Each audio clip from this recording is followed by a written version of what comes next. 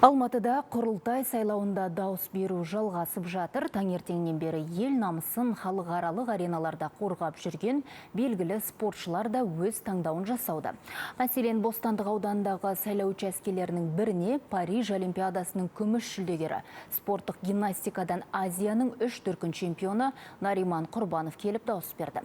Спортшының айтуынша, елдің қоғамдық саяси өміріне белсенді араласу әр азаматтың ортақ жауапкершілігі. Бүгін біз болашағымыз үшін дауыс беріп жатырмыз. Спортшылар көп уақытын шетелде өткізеді, халықаралық жарыстарда төбе көрсетеді. Десек те елдің болашағы әрқайсымыз қабылдайтын осындай шешімнен қалыптасатынын айтқым келеді. Ал Алматыдағы тағы бір сайлау учаскесінде тұрғындардың назарын ерекше кейіпкер аударды. Темірбек есімді робот бейнесіндегі жас жігітте учаскеге келіп өз таңдауын жасады.